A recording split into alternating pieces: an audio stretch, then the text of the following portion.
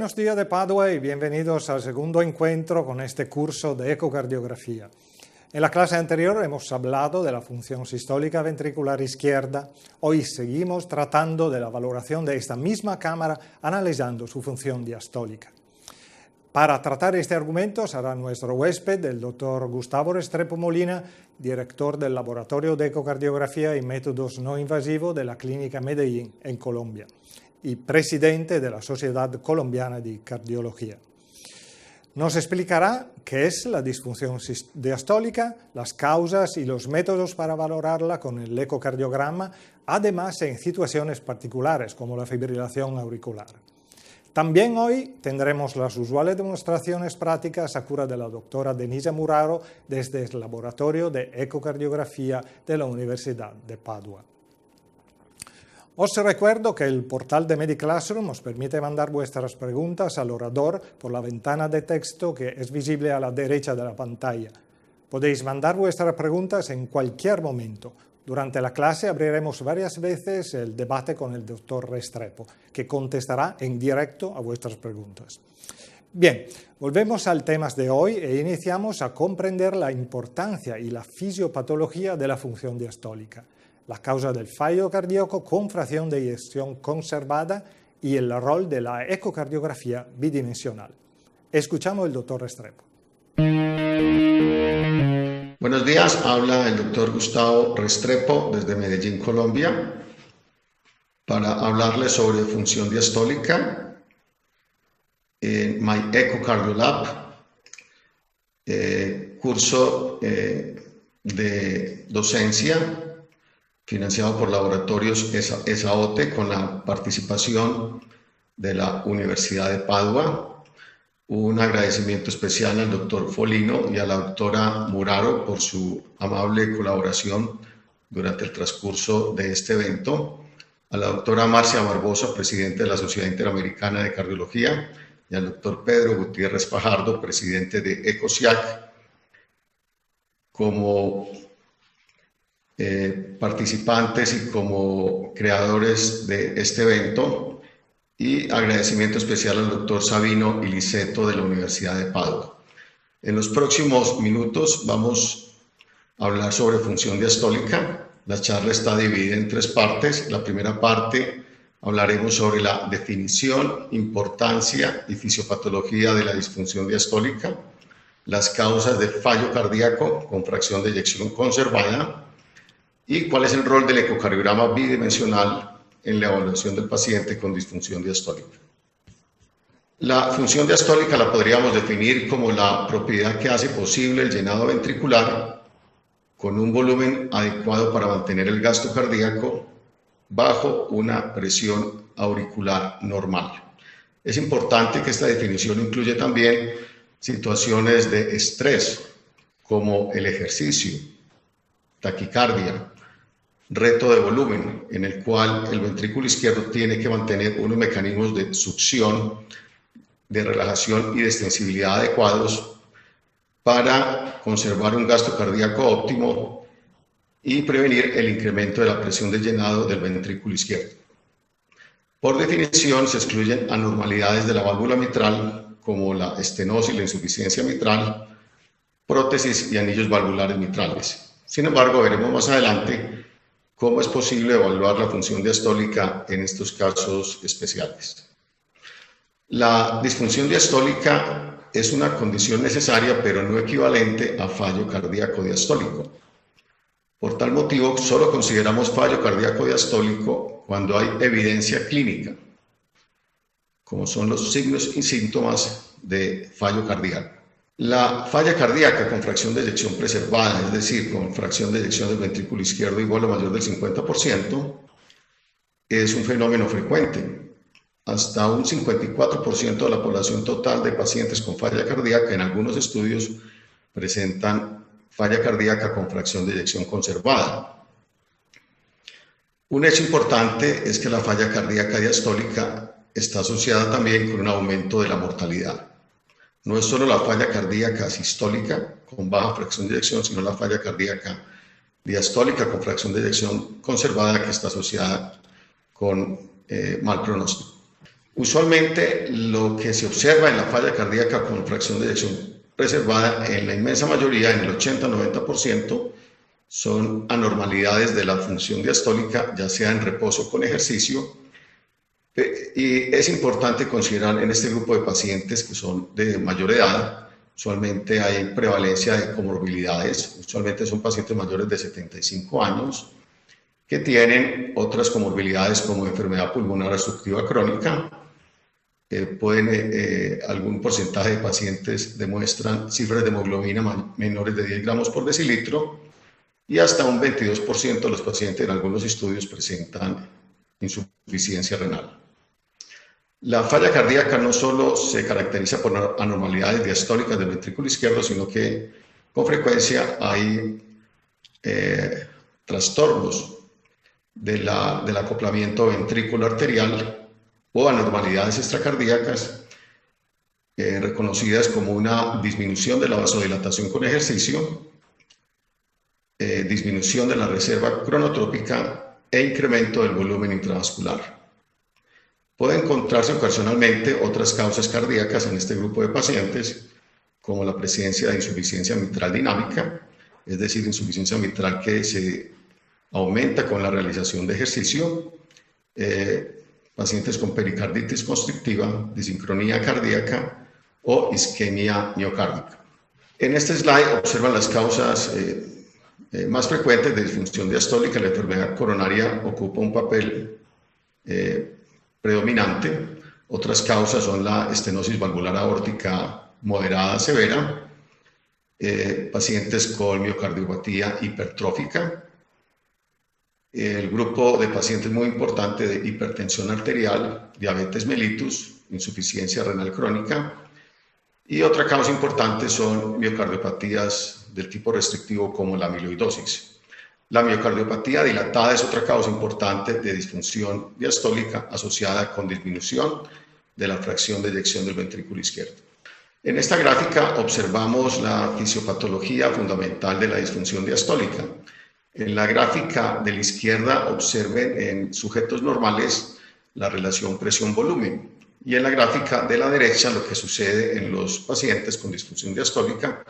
Ustedes pueden apreciar que por incrementos del volumen ventricular izquierdo hay aumento muy significativo de la presión de llenado del ventrículo izquierdo, indicando que hay una desviación de la curva hacia arriba y hacia la izquierda, es decir, que incrementos del volumen producen mucho más incrementos de la presión que lo que sucede de la presión intraventricular izquierda que lo que sucede en sujetos normales. La función diastólica tiene algunos determinantes mayores. En esta gráfica ustedes pueden ver cómo el volumen o precarga es uno de los grandes determinantes de la función diastólica, igual con la contracción auricular, la cual puede verse afectada en grados severos de disfunción diastólica. Hay fenómenos de relajación activa, otros fenómenos de interacción entre ambos ventrículos que van a alterar la función diastólica del ventrículo izquierdo, fenómenos de rigidez miocárdica dados por cambios en la geometría o en el espesor de la pared miocárdica. El ejemplo clásico es la hipertrofia ventricular izquierda o la miocardiopatía restrictiva, en la cual hay infiltración de la pared miocárdica o exceso de tejido colágeno con presencia de fibrosis. Estos fenómenos van a producir disminución de la distensibilidad o incremento de la rigidez miocárdica. Los cambios de la geometría son muy importantes. Igual la presencia del pericardio. El pericardio es muy importante para garantizar una función diastólica óptima. El ecocardiograma bidimensional juega un papel predominante. También el ecocardiograma modo M también ofrece algunas alternativas para evaluación, pero usualmente hoy en día utilizamos más el eco bidimensional para evaluar la función diastólica. Lo primero que tenemos que ver al preguntarnos si hay una disfunción diastólica es cómo está el ventrículo izquierdo, cómo está su geometría, cuál es su tamaño, cuál es la fracción de eyección. Todo eso nos indica si hay un compromiso estructural del ventrículo. Como dijimos anteriormente, la hipertrofia del ventrículo izquierdo es un acompañante común de disfunción diastólica. Igual sucede con la dilatación de la aurícula izquierda, la cual está dilatada en más del 90% de los pacientes con disfunción diastólica.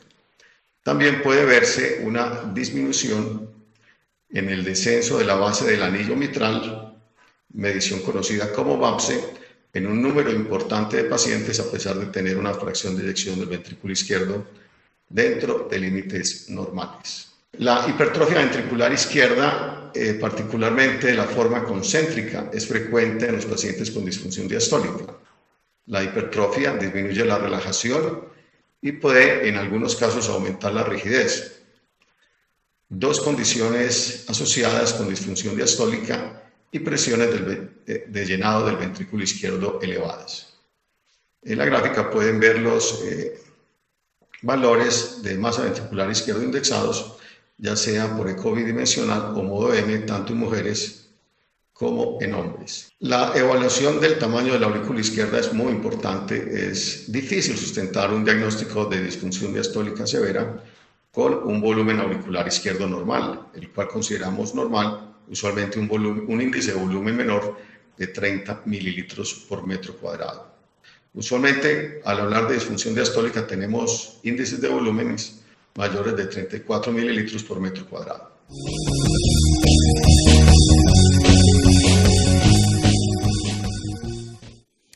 Bien, después de haber afrontado las bases fisiopatológicas de la disfunción diastólica, ahora pasamos al primer módulo de ecocardiografía práctica.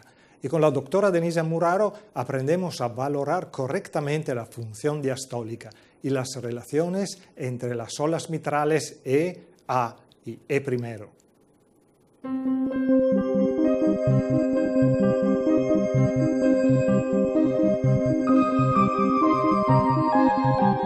El primer paso para evaluar la función diastólica del ventrículo izquierdo es interrogar el perfil de fluido transmiral con ondas de pulso de imágenes Doppler. Esto es fácilmente realizado en la vista de 4 cámaras posicionando la muestra de onda de pulsaciones Doppler al nivel de las puntas de la válvula cuando están completamente abiertas. Si el volumen de la muestra es puesto demasiado lejos o demasiado cerca del anillo mitral, esto cambiará las velocidades mitrales y de igual manera el perfil del llenado diastólico del ventrículo izquierdo. En el ritmo de los senos, el patrón del llenado diastólico es bifásico, con una onda de llenado temprano, la onda E, la cual ocurre después de la onda T en el electrocardiograma, y una onda de llenado tardía debido a la contracción atrial, la onda A, después de la onda P en el electrocardiograma. Dicho patrón puede cambiar en el caso de molestias de ritmo o conducción. Las ondas E y A pueden ser fusionadas en la taquicardia de los senos o la onda A está ausente en la fibrilación atrial. El radio EA es usado para graduar la disfunción diastólica.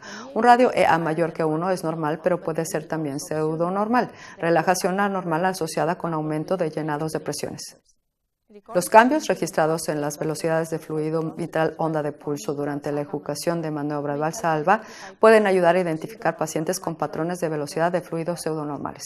El segundo paso en orden de importancia para evaluar la disfunción diastólica ventricular izquierda es la medición de las velocidades miocárdicas del ventrículo izquierdo, E', A', que puede ayudar a discriminar entre un patrón normal y uno pseudonormal.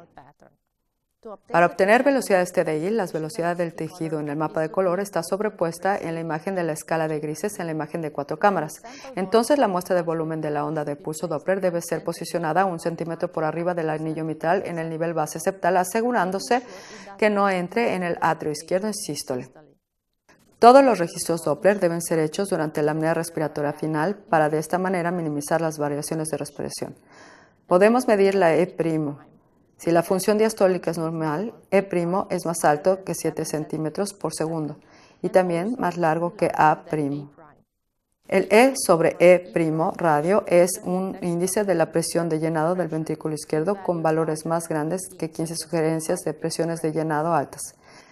Cuando hay anormalidades en el movimiento de la pared regional, la regla es sacar un promedio entre las partes septo y lateral y el corte del promedio de E sobre E', por el elevado llenado de presiones del ventrículo izquierdo, que es de 3 en este caso. Normalmente las velocidades laterales son más grandes que las septales. El reverso de la relación entre las velocidades lateral y septal es patológico, llamado annulus reversus, y es una señal útil para el diagnóstico de pericarditis constrictiva.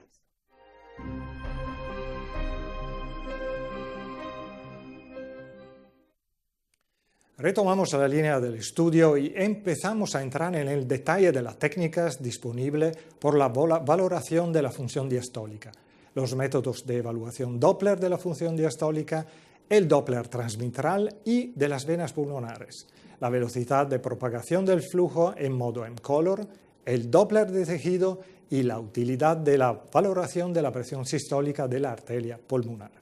Escuchamos de nuevo al doctor Restrepo.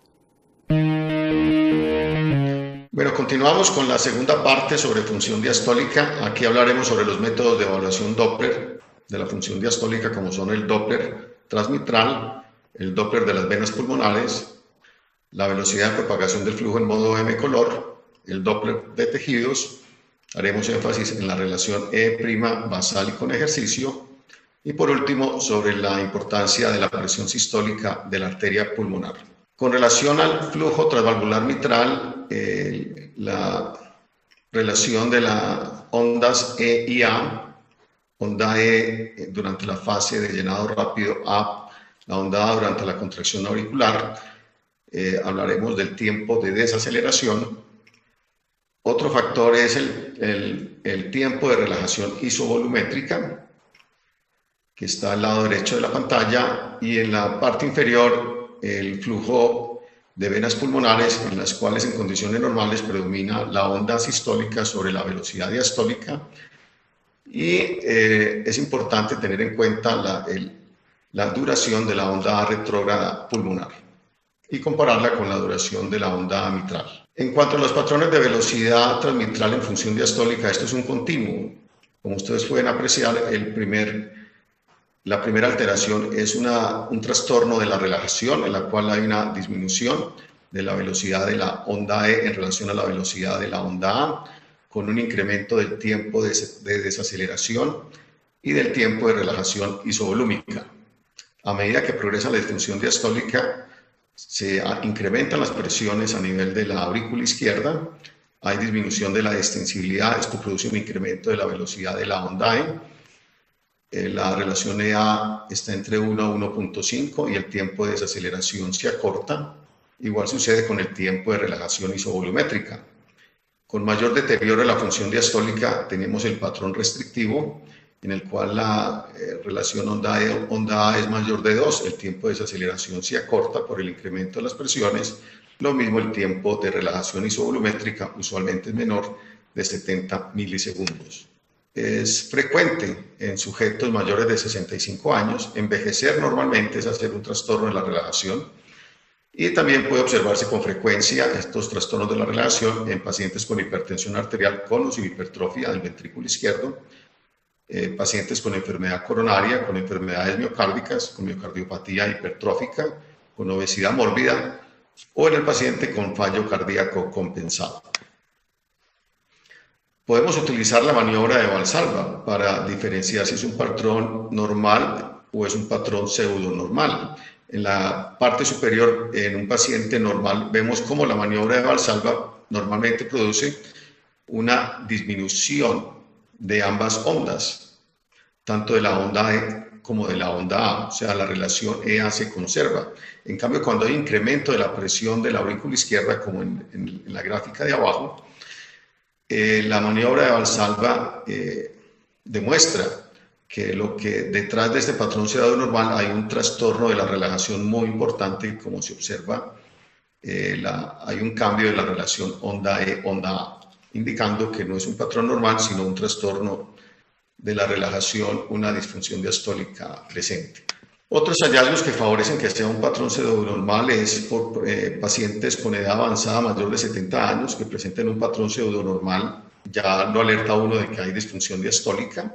Si hay presentes anormalidades en el movimiento de la pared ventricular izquierda, hipocinesia, disinesia, asinesia, hipertrofia del ventrículo izquierdo, dilatación significativa de la aurícula izquierda, o la duración de la onda A reversa pulmonar es mayor que la duración de la onda A mitral. El tiempo de desaceleración es otro factor que nos ayuda a evaluar la función diastólica, y es el tiempo para que la presión auricular y ventricular izquierda se igualen después del inicio del flujo diastólico temprano.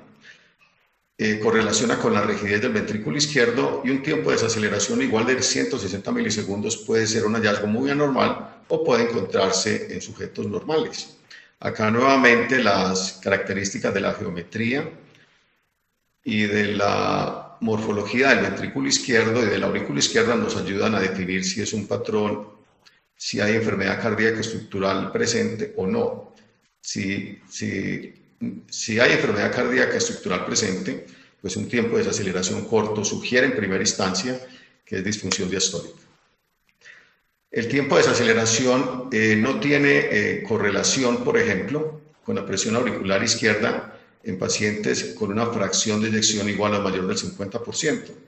En cambio, un tiempo de desaceleración corto, menor de 150, 160 milisegundos, correlaciona muy bien con la presión auricular izquierda en pacientes que tienen función sistólica deteriorada o una fracción de eyección menor del 50%.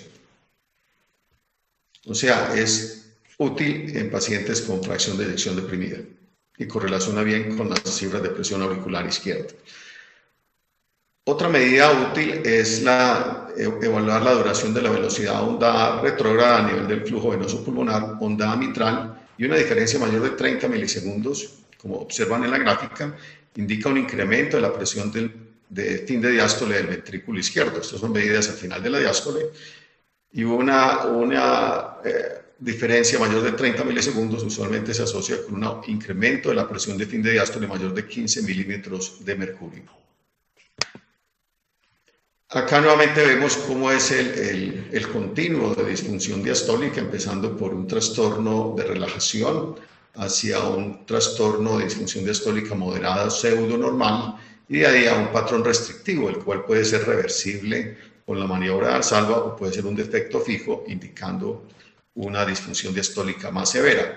A medida que progresa la disfunción diastólica, la presión auricular izquierda tiende a ser mayor, lo mismo que la rigidez del ventrículo izquierdo o el compromiso de la extensibilidad cada vez es progresivo. Un patrón de llenado mitral restrictivo en pacientes con fracción de eyección ventricular disminuida se caracteriza por una relación EA igual o mayor de 2 y un tiempo de desaceleración menor de 140 milisegundos. Cuando esto se da y el patrón restrictivo es irreversible, esto se asocia con presiones auriculares izquierdas muy elevadas, usualmente mayores de 25 milímetros de mercurio, un incremento muy significativo de la rigidez del ventrículo izquierdo y un pronóstico adverso. Otro patrón que vemos con frecuencia es el flujo diastólico trifásico, que lo denominamos como onda L, la cual puede verse en el flujo diastólico mitral o incluso en las velocidades de flujo a nivel del anillo mitral. Esta onda L está asociada con una relación E' elevada, con pro-BNP aumentado, con dilatación importante de la aurícula izquierda y con presiones de llenado de ventrículo izquierdo elevadas, indicando que hay un mayor compromiso de la función diastólica en este grupo de pacientes. Otra medición de utilidad es la velocidad de propagación del flujo en modo M-color, que nos da una idea del gradiente de velocidad desde la base hasta el ápice del ventrículo izquierdo. Presenta una relación inversa con la constante del tiempo de relajación del ventrículo izquierdo tau y característicamente tiene una pobre relación con la presión auricular izquierda o presión de llenado ventricular izquierdo, por lo cual es una medida relativamente independiente de la precarga. Por tal motivo, la relación de la onda E mitral, que es muy dependiente de la precarga, sobre la velocidad de propagación, es de utilidad para predecir incrementos de la presión de cuña capilar pulmonar. Una relación igual o mayor de 2,5 entre la onda E mitral y la velocidad de propagación predice usualmente una presión de cuña capilar pulmonar mayor de 15 milímetros de mercurio. Las velocidades miocárdicas del anillo son actualmente muy utilizadas para la evaluación de la función diastólica. Aquí tenemos la onda E' a nivel del septo, un anillo mitral septal, y la onda E' a nivel del anillo mitral lateral. Son medidas que nos dan un índice o son muy sensibles para detectar trastornos de la relajación miocárdica. Acá vemos, por ejemplo, cómo una relación E' menor de 8 se asocia con cifras de presión de la aurícula izquierda normales, una relación E' entre 8 y 15 no hay una buena correlación con las cifras de presión auricular izquierda, o sea, cuando tenemos una relación E' entre 8 y 15, necesitamos otras variables ecodoppler para definir mejor el grado de disfunción diastólica, y una relación E' mayor de 15 usualmente se asocia con un incremento muy significativo de la presión de la aurícula izquierda. En esta gráfica vemos cómo una relación E' mayor de 15 milímetros, igual a mayor de 15 se asocia con incremento de la presión de cuña capilar pulmonar, usualmente mayor de 15 milímetros de mercurio. La función diastólica no solo debemos evaluarla en reposo, sino con el ejercicio. Acá ven en la izquierda una gráfica en reposo y otra en ejercicio. Observen cómo en reposo la presión diastólica es de 13 milímetros de mercurio y la relación E' es de 12. Con ejercicio esto se incrementa a una presión diastólica de 18 y una relación E' de 17, indicando que hay una disminución de la reserva diastólica y una disfunción diastólica mucho más evidente con el ejercicio. La respuesta normal en pacientes que tienen una relajación normal con el ejercicio es que la onda E transmitral aumenta su velocidad. Igual sucede con la onda E', indicando que hay una mejor relajación o se requiere una mejor relajación o mecanismos de succión del ventrículo izquierdo durante el ejercicio en sujetos normales. O sea, en sujetos normales la relación E' se mantiene porque hay un incremento tanto de la onda E mitral como de la onda E' con el ejercicio. Sin embargo, en sujetos que tienen relajación anormal o disfunción diastólica, es diferente el comportamiento. La onda E' aumenta porque hay aumento de la presión de llenado del ventrículo izquierdo. La onda E transmitral, aumenta por el incremento de la presión de llenado del ventrículo izquierdo. Pero observen que la onda E' no aumenta, se mantiene igual o incluso puede disminuir, haciendo que la relación E' incremente de forma significativa, indicando disfunción diastólica durante el ejercicio. Acá observan en esta gráfica cómo una relación E' en ejercicio mayor de 13 tiene una sensibilidad del 73% y una especificidad del 96% para identificar una presión diastólica del ventrículo izquierdo mayor de 15 milímetros de mercurio. Este estudio fue hecho en sujetos a los cuales se les realizó ejercicio en banda. También puede hacerse, usualmente, función diastólica se estudia posiblemente más con bicicleta ergométrica, pero los que no tienen bicicleta puede utilizarse también la banda. Por último, de esta segunda parte, la presión sistólica de la arteria pulmonar, cuando está incrementada, también da una idea de cómo está el incremento de la presión de llenado del ventrículo izquierdo. Entonces pueden apreciar cómo una presión sistólica de la arteria pulmonar mayor de 40 milímetros de mercurio tuvo un valor predictivo cercano del 100% para predecir un aumento de la presión de cuña capilar pulmonar. Y viceversa, una presión sistólica de la arteria pulmonar menor de 30 milímetros de mercurio también tuvo un valor predictivo muy alto para predecir presiones de cuña capilar pulmonar menores a 15 milímetros de mercurio. Esto obviamente hay que excluir pacientes con enfermedad pulmonar.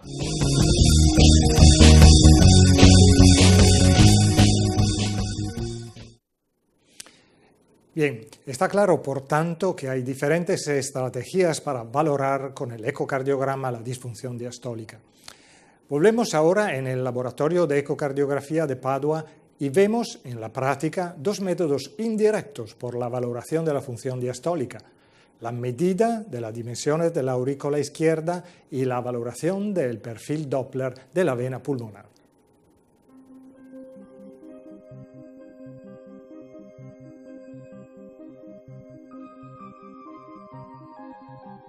Otro parámetro importante para evaluar la función diastólica del ventrículo izquierdo es el tamaño del atrio izquierdo. Generalmente, cuando el volumen atrial izquierdo es aumentado, es una señal indirecta que las propiedades diastólicas del ventrículo izquierdo están disparejas. Se recomienda que la cuantificación del tamaño del atrio izquierdo en este momento sea ejecutada usando un biplano del método de Simpson, que requiere la toma del atrio izquierdo en la vista de 4 cámaras y luego en la de 2 cámaras, realizando el cálculo del volumen del biplano. Como el eje longitudinal del ventrículo y atrio izquierdo puede yacer en diferentes planos, Los registros dedicados a la medida del atrio izquierdo deberían obtenerse desde un acercamiento apical. La longitud del atrio izquierdo también debería ser maximizada para asegurar el alineamiento a lo largo del eje de las medidas del atrio izquierdo, que deben ser hechas en telesístole cuando el tamaño del atrio izquierdo es máximo. Mientras se estén trazando los bordes del atrio izquierdo, las confluencias de las venas pulmonares y el apéndice del atrio izquierdo debe ser excluido. Cuando se usa el método de suma del disco biplano para calcular el volumen del atrio izquierdo, la longitud de los ejes largos en la vista de 2 y 4 cámaras debe ser muy similar. Entonces, por último, pero no menos importante, la interrogación del fluido del perfil de Doppler de la vena pulmonar es otro paso importante. Para obtener fluido venoso pulmonar, una vista de 4 cámaras apical es comúnmente usada. Con una leve angulación anterior, la parte superior de la vena pulmonar derecha puede ser visualizada en el techo del atrio izquierdo. Si el orificio de la vena pulmonar es difícil de visualizarse, rotar levemente el transductor hacia la vista de 2 cámaras o el uso de un flujo de color Doppler ayuda a localizar la afluencia de la vena pulmonar. La muestra de volumen de la onda de pulso es puesta a 1 centímetro dentro de la vena pulmonar y deben hacerse registros durante el final de la expiración. Tomando el SG como referencia, las 3 ondas pueden ser identificadas. La primera onda sistólica, la S, la segunda onda, la diastólica D, y la tercera, reverso atrial, debido a la contracción atrial después de la onda P, llamada AR. Normalmente la onda S es más larga que la onda D y la duración AR es más corta que la duración de la onda A mitral. Los cambios en este patrón pueden ayudar a discriminar un patrón de llenado normal de uno pseudonormal y para estimar las presiones de llenado del ventrículo izquierdo.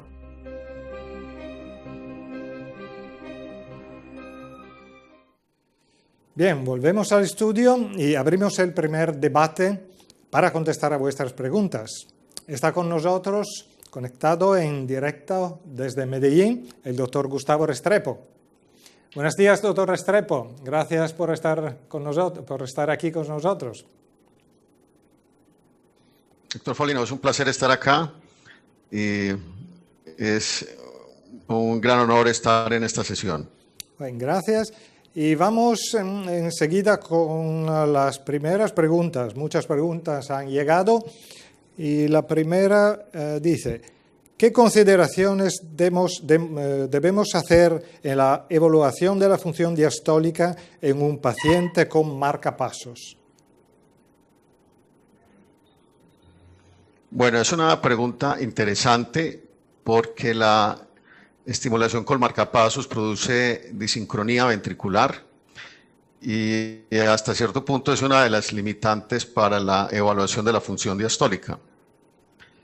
Yo diría que hay que ser cuidadoso en la evaluación de la función diastólica en los pacientes con marcapaso y utilizar diferentes parámetros. La relación E' podría ser de utilidad, lo mismo la diferencia en la duración entre la onda mitral y la onda pulmonar. Si es mayor de 30 milisegundos sugeriría un aumento de la presión de llenado del ventrículo izquierdo. Lo mismo si la relación E' es mayor de 15. Esta sería, desde el punto de vista, lo mismo si hay un incremento significativo del volumen de la aurícula izquierda, un incremento mayor de 34 milímetros por metro cuadrado sugeriría una disfunción diastólica significativa. También tener en cuenta las cifras de presión sistólica en la arteria pulmonar. Una presión sistólica en la arteria pulmonar en ausencia de enfermedad pulmonar mayor de 40 milímetros de mercurio sugeriría que también hay un incremento de las presiones de llenado del ventrículo izquierdo. Y tenemos otra pregunta.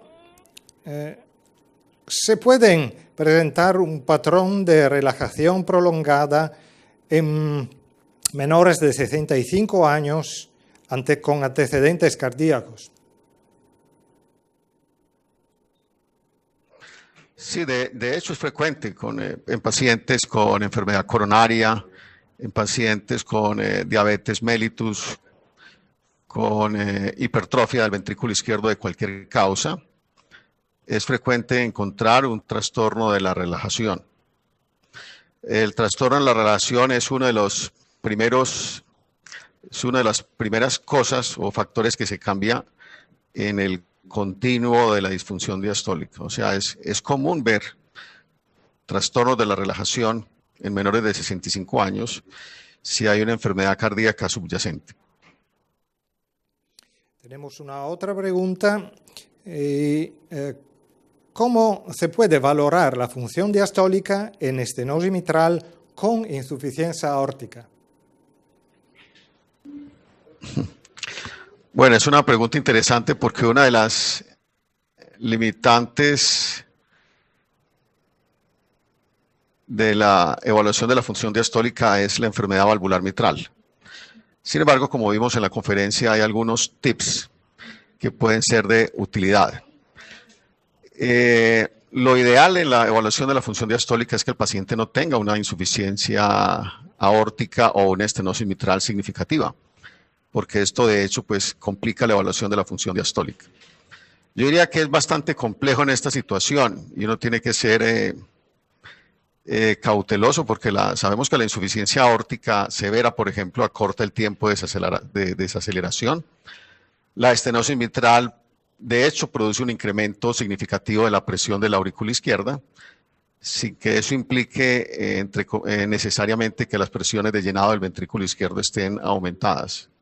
Yo diría que esto es una limitante práctica para hacer un diagnóstico preciso de evaluación de función diastólica, sobre todo si hay una insuficiencia aórtica importante asociada a una estenosis mitral. Tenemos una pregunta, creo que nos hablará enseguida de eso, pero es una pregunta sobre las arritmias. La pregunta es, en pacientes con arritmias, ¿cuál sería la mejor manera de precisar la disfunción diastólica?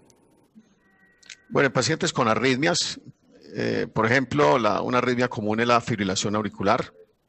Ya vimos en la conferencia que hay ciertos tips que nos ayudan a decir que puede haber una disfunción diastólica significativa.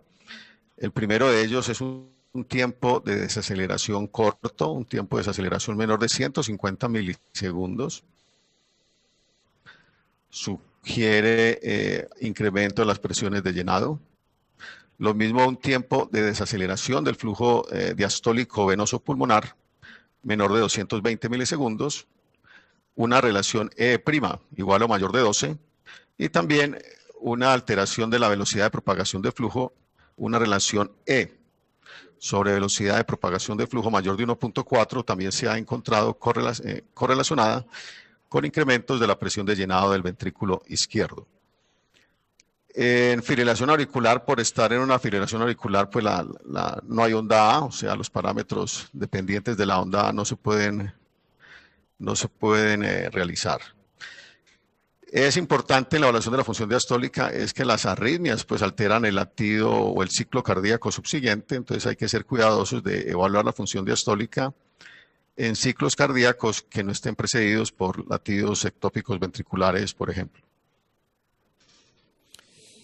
Y hay una otra pregunta que creo es muy interesante. La pregunta es, en caso de sospecha de tromboembolía pulmonar, ¿cómo estaría la función diastólica? ¿Cuáles son los signos de hipertensión pulmonar aguda? Bueno, en el caso de un tromboembolismo pulmonar severo, pues con compromiso hemodinámico del ventrículo derecho, hay interdependencia ventricular, hay una desviación importante del septo interventricular hacia el ventrículo izquierdo y esto va a producir alteraciones del llenado ventricular izquierdo. Es frecuente ver un trastorno de relajación en estos pacientes con sobrecarga aguda de presión del ventrículo derecho. En cuanto a los signos de tromboembolismo pulmonar agudo, pues hay signos que son bastante específicos, no muy sensibles, pero bastante específicos, como el conocido signo de McConnell, en el cual hay hipercontractilidad del ápex del ventrículo derecho con hipocinesia o acinesia de la pared libre del ventrículo. También tenemos el signo 60-60 que indica un tiempo de aceleración a nivel del tracto de salida del ventrículo derecho menor de 60 milisegundos y una presión sistólica de la arteria pulmonar menor de 60. Igual hay otros signos como la dilatación severa del ventrículo derecho, el rechazo del septo interventricular, como dije anteriormente, la dilatación aguda de la aurícula derecha con rechazo del septo interauricular hacia la izquierda, la dilatación severa de la vena cava inferior con pérdida del colapso inspiratorio. Todos esos signos en conjunto nos sirven para precisar un diagnóstico, sugerir un diagnóstico de tromboembolismo pulmonar agudo con severa repercusión hemodinámica. Tenemos otras preguntas. ¿Puede coexistir el patrón tipo primero de relajación prolongada con elevación de la presión auricular izquierda? Sí, esa pregunta es importante porque de hecho con frecuencia se presenta pacientes con disfunción diastólica tipo 1, en el cual la relación onda E-onda A es menor de 1, con un tiempo de desaceleración mayor de 240 milisegundos e incremento de las presiones de llenado del ventrículo izquierdo. En estos casos, usualmente la onda E es mayor de 80 centímetros sobre segundo. La relación E' es igual o mayor de 15. Hay dilatación significativa de la aurícula izquierda, el índice de volumen de la aurícula izquierda es mayor de 34 milímetros sobre metro cuadrado. O sea, aquí el punto para considerar el tip es, a pesar de que haya un trastorno de relajación, si la velocidad de la onda E es igual o mayor de 80 centímetros sobre segundo, usualmente esto y la E' está disminuida, o sea, una relación E' mayor de 15, sugiere que a pesar de haber un trastorno en la relajación, este es un trastorno en la relajación acompañado de un incremento muy significativo de las presiones de llenado del ventrículo izquierdo. Tenemos tiempo para una otra pregunta. ¿Cuándo se informa en un ecocardiograma onda E igual a onda A? ¿Qué tipo de disfunción patrón se refiere?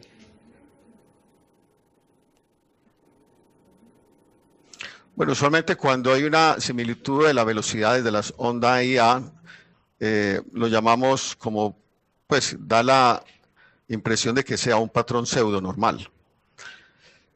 Este patrón pseudonormal pues, puede ser muy anormal. Si realizamos, por ejemplo, una maniobra de Valsalva y encontramos que este patrón cambia a un trastorno de relajación, nos indica que detrás de este patrón pseudonormal hay una disfunción diastólica significativa del ventrículo izquierdo. Otros hallazgos que nos ayudan a decir que es un patrón pseudonormal es si hay otras alteraciones, como trastornos de la contractilidad segmentaria, hipertrofia del ventrículo izquierdo, dilatación significativa de la aurícula izquierda y otros parámetros que nos ayudan a evaluar si hay disfunción diastólica avanzada, como incremento de la presión sistólica de la arteria pulmonar, una relación prima aumentada, una duración de la velocidad de la duración de la onda pulmonar mayor de 30 milisegundos que la onda mitral. O sea, varios parámetros en conjunto nos ayudan a precisar que este es un patrón pseudonormal de disfunción diastólica y no un patrón en un individuo normal. Bien, gracias, doctor Restrepo. Gracias. Interrumpimos el debate por un momento, pero enseguida nos vamos a conectarse de nuevo con el doctor Restrepo para contestar a otras preguntas. En este punto somos nosotros que queremos invitarvos a contestar a una pregunta.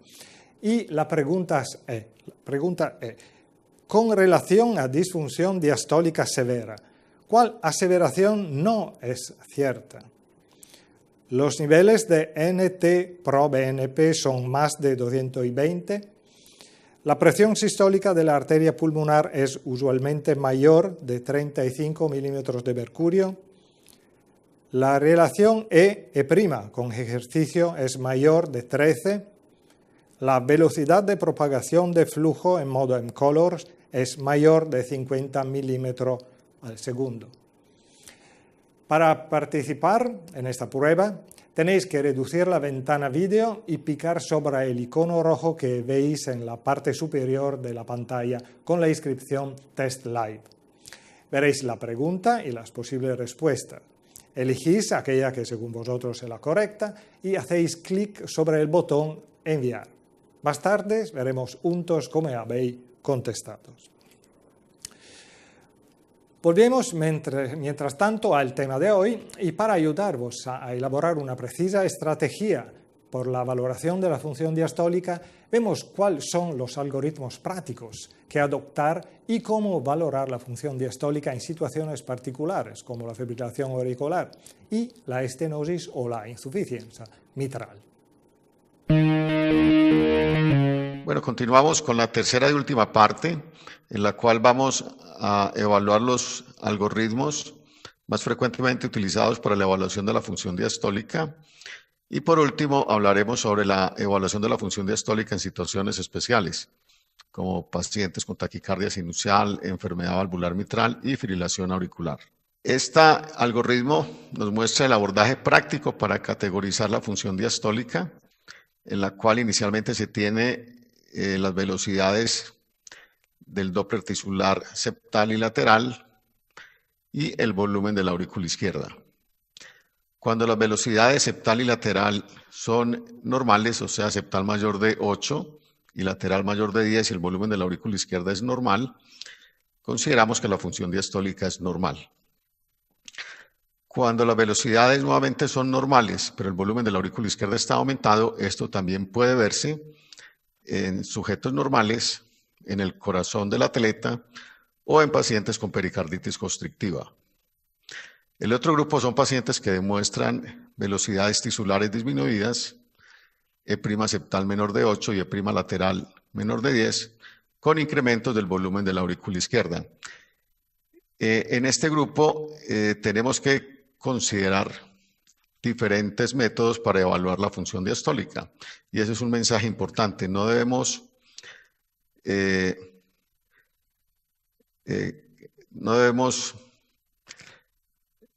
definir solamente un solo método para hacer un diagnóstico de disfunción diastólica. Con mucha frecuencia necesitamos otros parámetros de evaluación, como la relación onda E-onda A de la válvula mitral, el tiempo de desaceleración, el promedio de la relación E', la duración entre la A retrógrada y la A mitral y los cambios con la maniobra de Valsalva. Entonces, de acuerdo a estos diferentes parámetros, vamos a tener